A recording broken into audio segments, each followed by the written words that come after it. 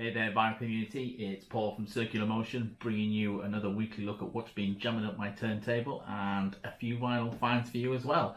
So, let's crack on. Hi, so before we begin, again, a big thank you to everybody that keeps leaving me nice comments, particularly Wailing Whalers, who pointed out that Low was in fact a 1980s reissue because of the green label. So I appreciate that. Again, you know, as I've said before, I'm new to all this, and so any information, any help, tips and tricks is all greatly appreciated and welcome. So thank you. Thanks to all of you that are coming back for more, and hello and welcome to anybody new. I hope if you like it, you'll hit the subscribe button and the like button and tickle the notification bell. That would be awesome. But without any further ado, let's see what's been jamming up my turntable this week. So if you've watched my 12-inch singles part 2 and the bonus one, you'll see that I was very lucky to get a gift pack, would you call it? From my good friend and old friend Tim. He sent me a couple of 12-inch singles, and two of them in particular have been really keeping my turntable busy this week. One of them is TV Dinners, but it's actually the B-side, Cheap Sunglasses, because I just cannot get enough of that track. It sounds so amazing on this 12-inch. I've got the Diguelo reissue, as I said in that little video, and it sounds really good. However, this just has the edge, and listening to this, it puts me in mind of the first time that I heard the lead break at the beginning of the 8-line poem on Hunky Dory, around at my friend Justin's house, and how just in the room that guitar sounded. And this guitar on this, it just sounds absolutely, it's killer. It really is good. So thank you, Tim, again, and thank you also for this AC/DC 12-inch. For those about to rock, it does sound really good, but it's the B-side, Let There Be Rock Live, which just absolutely kicks ass. It is really, really good, and I can't thank Tim enough for both of these. I've been listening to the rest of them too, but these two have really been, repeat favourites. So thank you. Just put those down there. So on to some of the finds. Now I did actually put these in a certain order, and I shall go through them in that relative order. So quite a mixed bag this week of stuff that I've been listening to. I have been digging a little bit of 80s rock again, 80s rock and metal, but I've also been listening to a little bit of jazz and some folk that you would call Neil Young sort of folk rock. So first up, we've got the Songs of Bessie Smith. Now, obviously Bessie Smith isn't actually singing on this because she died sadly in 1937 in a car accident. But at the time she was considered the Empress of Blues, that was her nickname, and she was also highly regarded as a jazz vocalist. This is a coming together of greats. It's got Count Basie, who I'm sure you all know, and a lady called Teresa Brewer, who I'd not heard of until I picked this up, and Tad Jones, who is also a well-respected trumpet soloist, I think, but he also is a composer and an arranger. So they got together and they put this together, and it's a 1973 pressing from what I can gather off Discogs, and it sounds phenomenal. Gulf Coast Blues, Trombone Trolley, Downhearted Blues, Baby Won't You Please Come Home, St. Louis Blues, After You've Gone, I Ain't Got Nobody, Give Me a Pigfoot, which is a cracking one, and I Ain't Gonna Play No Second Fiddle.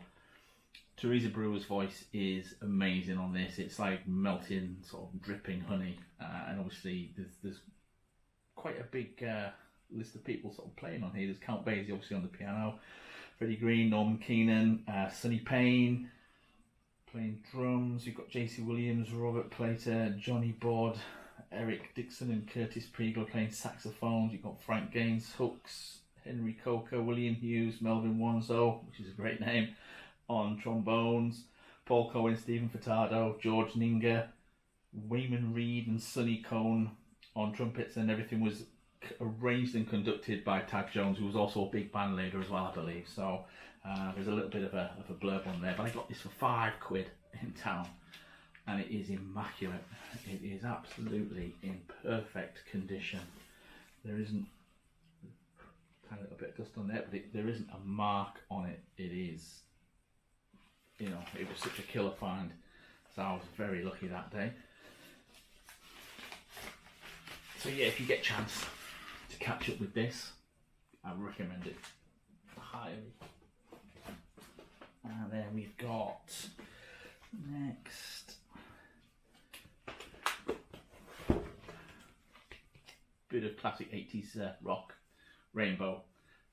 So this is Rainbow Down to Earth. It's got two of their sort of biggest singles on here, All Night Long and Since You've Been Gone.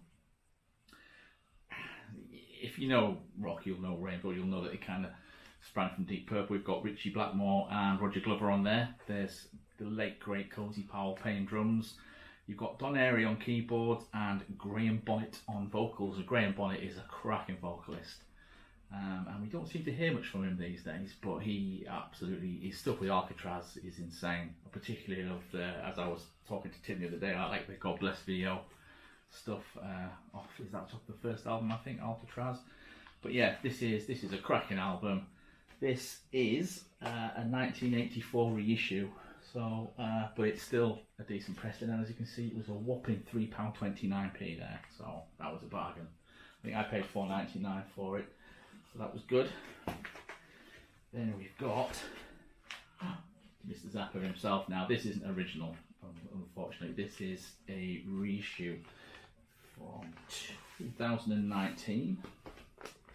It is hot pink, and as with most of the Zappa releases, whether it's a reissue or not, it does sound incredible.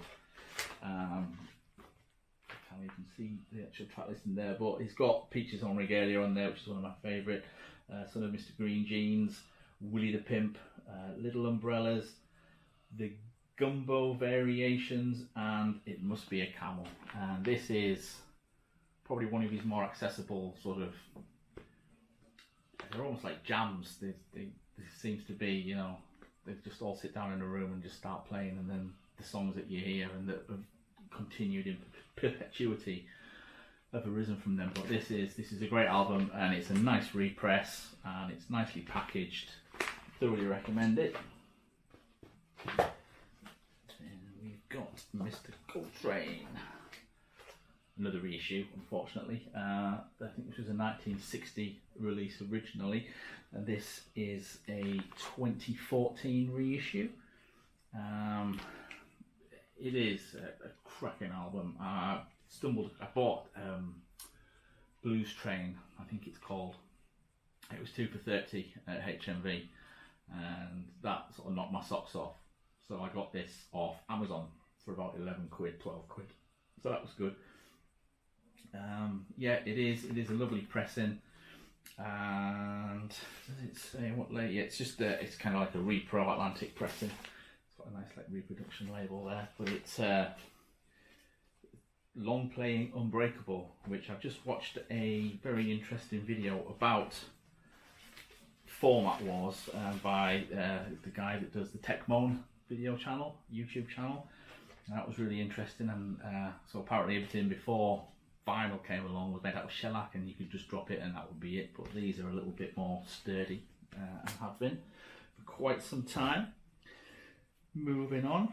So a friend of mine posted in the week, he'd been listening to this, which is Queen, obviously, their jazz album, 1978. This is an original 1978 pressing. It's got the embossed cover. I've been checking it on Discogs today.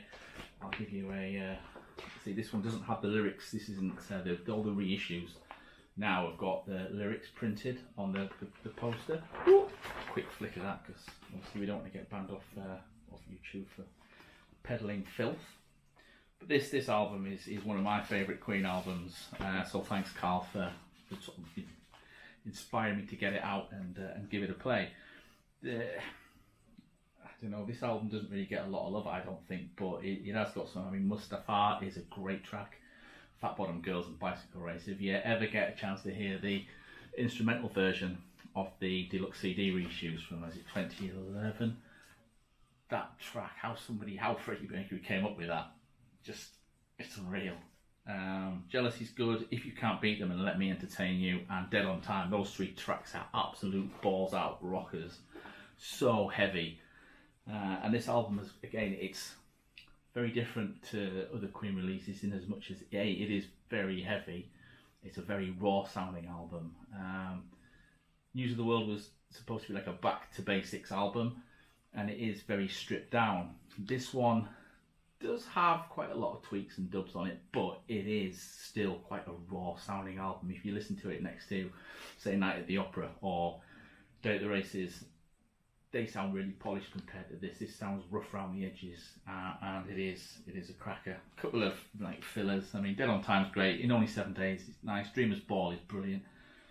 Fun It and More of That Jazz, Take 'Em or Leave 'Em. But Don't Stop Me Now is a brilliant track. Leaving Home in Easy is quite good. It's just Brian's voice is a bit irritating on that. And, you know, if you get a chance to catch up with this, like an original pressing, or there's the Inside of the Gatefold. I think that they're all on there. Freddie's at the back on the piano on that side. Roger's over here somewhere, and Brian's kicking about, and John's kicking about. If you get a chance to catch up with it, give it a listen. Even if you just check it out on Amazon Music or Spotify or whatever, it's well worth it. It's a nice introduction to sort of later Queen. And staying with Queen, because as you all know, I am a tremendous Queen fan. I've got this. Some of you may recognise it, some of you may not. So back in 1985, in a bit of a cash grab, Queen released the Complete Works box set, which had at that time 13 studio albums and this, a tour map, an actual tour itinerary, like an inventory, including like the rider and everything that they took with them on tour in that year. And a nice little book that just went, it had a colour reproduction of each of the album covers at that point, and some really poor portraits actually of the band, for really badly photographed. And if you are the photographer who took those images, they were, I don't know, they weren't very nice at all, oversaturated and poorly lit. But anyway, this was like the bonus disc, and it had like B-sides and exclusive tracks. So we've got See What a Fool I've Been, which was one of their first B-sides from, I want to say Liar, I could be wrong, which is a nice little blues number. I think it was an original by Brian May. We've got A Human Body, which is a B-side to Play the Game, written by Roger Taylor, and it's got a Roger Taylor kind of feel to it. Sounds really good. Soul Brother, which is credited to all of Queen, which is very, very meta. It's kind of bluesy, and it references a load of different Queen songs throughout, which is really nice. And a track called I Go Crazy, which was the B-side to Radio Gaga, which is a nice, surprising little rocker. It's quite heavy. We've got Thank God It's Christmas, which wasn't available on any album, except this one. One Vision, which at this point it wasn't available on any album. Obviously it was on A Kind of Magic ultimately. And then Blurred Vision, which was a kind of instrumental reworking of One Vision. So yeah, this is probably quite rare because it was only included in the box set. As you can see, I split my box set down because long ago I opened it up and started playing it, and then I think I lent it works to somebody, and that person just did not return it and denied ever having it. So screw you. But I've kept a few albums out of this box set. This is one of them, and I kept the game. Just because I don't know why I've kept that one, in the Flash Gordon LP, and I kept Live Killers, and Live Killers is a horrible pressing to the point where some of the vocals just absolutely blow out. It's just dreadful. But this is well worth it. I don't know if you can see, it's got like a nice little embossed cover there. If you get a chance to catch up with it, give it a go. So moving on, we've got Nick Cave. This is, I think this is a 2013 pressing from what I can gather, looking at Discogs and looking at everything in here. There's nothing to suggest that it's a reissue or anything. So yeah, Push the Sky Away. Apparently the photographer that took this album cover, they were shooting something different, and just spontaneously That's Nick Cave's wife, and she just dropped her robe and carried on walking, and that was a shot. And I love that because it's a really nice kind of raw photograph. The album is great. Not really had much to do with Nick Cave, but this was I think I got his, is it Pretty Things or Some Beautiful Creatures or something. It was like a 3-disc greatest hits. It's really good. This has got We Know Who You Are, Wide Lovely Eyes, Water's Edge, Jubilee Street, which is brilliant. Mermaids, We Real Cool, Finishing Jubilee Street, and the Higgs Boson Blues, which is also a cracker, and Push the Sky Away, the title track of the album. It sounds phenomenal. It is really nice pressing. So yeah, if you get a chance, give that one a go. Into the end game now. I'm going to go with this one next. So this one, I've had this one a while. I got it when it came out. It cost me 45 quid. And I had to take it back, as I think I mentioned in one of my previous videos, because there were little pebbles of unmelted vinyl that were causing problems in playback. I took it out recently. When I got this, I actually had one of those Ion or Jam or whatever it is. I got it cheap from HMV Record Deck at the time, because it was all I could afford going through my system. And then I got a Riga P1, and now I've upgraded to an Audio Technica LPW50, I think it is. And that's going through a Cambridge Audio Alva preamp, and then a Yamaha RN30D receiver, and then some Diamond 2 speakers, Wharfdales. And I hadn't listened to this in quite a while, and I put it on the other day at the beginning of the week, and it was like, wow. I mean, one thing you can always guarantee is that Neil Young's albums generally sound really good, and this is no exception. It's a 2-disc set with 3 sides. Think of Me, She Showed Me Love, which is just an epic kind of rambler. I think I've said before, in the vein of Down by the River, Olden Days, Help Me Lose My Mind, Green is Blue, Shut It Down, Milky Way, Eternity, Rainbow of Colours, and I Do. And I had listened to this a little while back, but I dug it out this week, and I was actually able just to sort of sit and listen to it, and just everything is just, I don't know, it blew me away. It did. And I listened to a few more Neil albums, but I didn't want to oversaturate everything. And I don't know if you can see that, I may have shown you before, but it's got a nice little Crazy Horse logo etched into the disc there. I think there's a documentary about the making of this album, and it does look like they just stood in the studio and just recorded everything like one take, rather than, let's record the drums and then let's record the bass and everything. They just did it all together, and then it was mixed. It really is great. Rainbow of Colours is a great track as well. I've got a 7-inch of that as well, but it is an expensive album, but it is entirely worth it. So do yourself a favour, even if you just listen to it on Amazon Music or Spotify or whatever streaming, or buy it on CD, but it is well worth the money. And finally, for what's been jamming up my turntable this week, some more classic 80s metal. Ultimate Sin, Ozzy Osbourne, 1986. This album, I can actually link this to Queen, because keyboards on this album is Mike Moran, who toured with Queen before Spike Edney became their go-to guy for keyboards on stage. But yeah, it's a classic lineup: J.K. Lee, Phil Suzanne, Ozzy himself, and the late and incredibly great Randy Castillo. True story. So Ozzy toured this album, I think it was 86 or 87, and he played a number of dates in England, and he played the Newcastle City Hall, and then he said, oh, I'm going to come back because I want to play the Mayfair, and he did, and we got tickets to that, me and my friend. Rat was the support. Anyway, me and my friend Craig, we were stood just having a beer and having a chat, waiting sort of between, I think Rat were on at the time maybe, and this tall dude walks past us in a long leather duster, and it was Randy Castillo, and he just come out for a wander with his bodyguard, like just for a wander to see what everyone was doing. So yeah, we went up to him and said, hello Mr. Castillo, you're great. he signed my ticket stub at the time, which I've long since sold on eBay. But my friend Craig didn't have anything to sign, so I actually had my checkbook, which was back in the days before credit cards and bank cards and debit cards. So I pulled my checkbook out and pulled a pay-in slip out the back, and he signed the back of that. I think to this day, Craig's still got that. He might even, if he watches this, he might even post it in the comments below, a picture of it. But yeah, but this is a cracking album. This and Bark at the Moon, probably my two favourite Aussie albums. J.K. Lee is a phenomenal guitarist, and he was great live, and he's got some crackers on this. It's just a shame that he didn't sort of stick with it. I think he got a bit of an ego.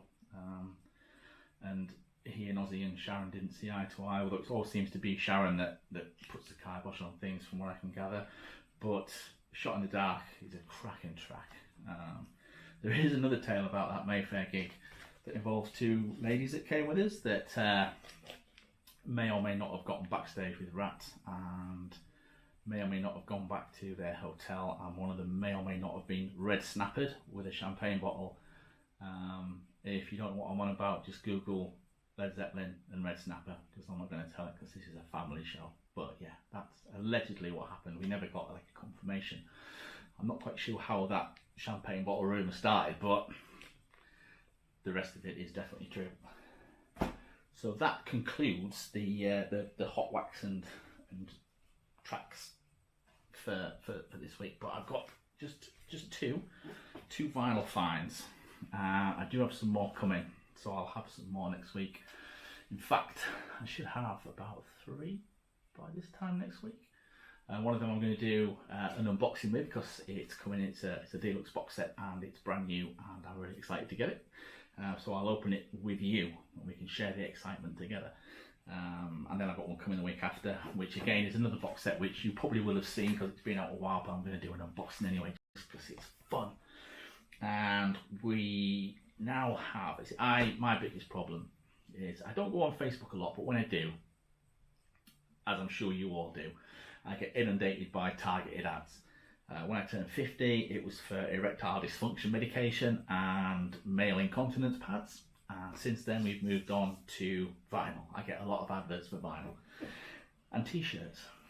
And I can't help but look at them, and I start looking through, and I got one the other day for a company called recordstore.com, and they specialise in signed and exclusive sort of editions, and I had a look through. There wasn't anything that really grabbed me, but I just, as a wild card purchase, I bought Daphne and Celeste Save the World, not knowing who they were, thinking, oh yeah, they'd be like some cool indie band. Yeah, so apparently they had 3 tracks out in the late 90s, like 98, Stick It, Ugly, and a cover, bizarrely, of Alice Cooper's School's Out. Yeah, and then they died a death, and then they came back and they had a comeback album in 2018, which did absolutely no business whatsoever, which is probably why I got it for like 20 quid with a, so it's, first of all, it's pink. It looks red there on camera, but it is pink, I assure you. And second of all, we get a signed picture. Actually, that is actually signed, it's not printed, you can kind of see. You can't see, but I can see, so I do guarantee that, well, it is a genuine signed picture. So yeah, 20 quid. What's that saying about a fool and his money? But to be fair, it isn't bad. It's not something I would normally have picked to listen to, but it's actually quite a refreshing album. It's a nice sounding album.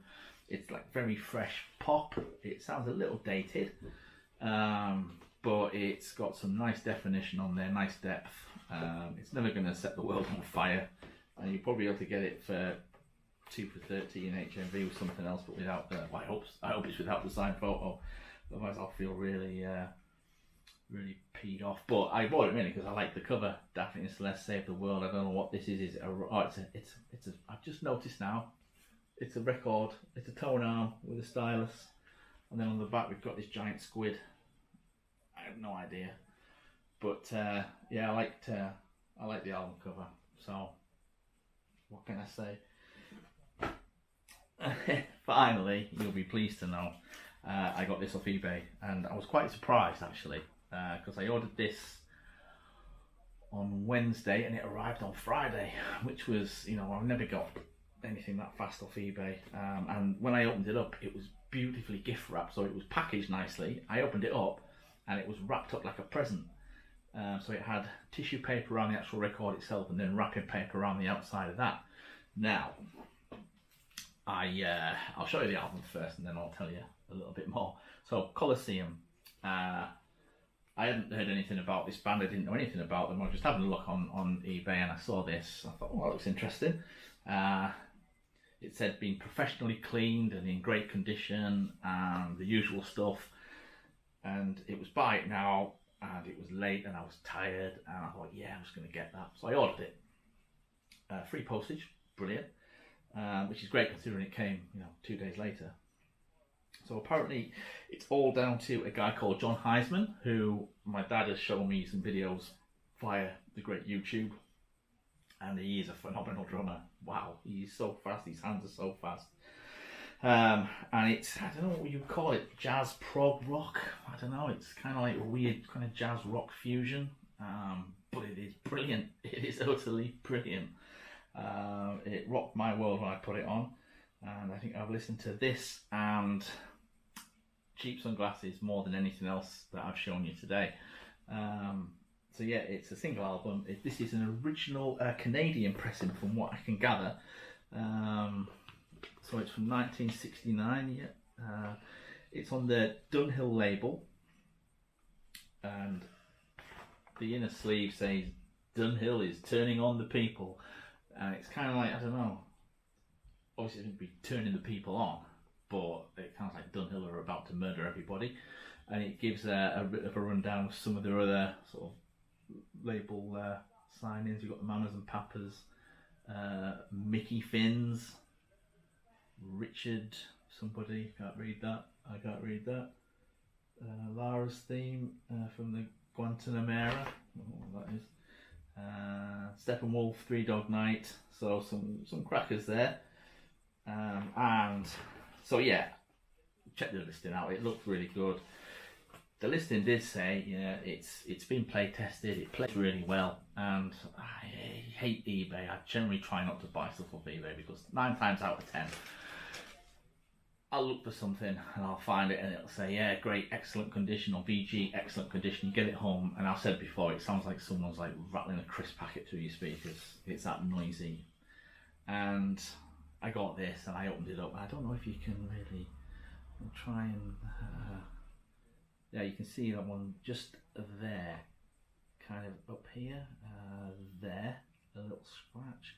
You can kind of see another one up here. Just there. There's some more.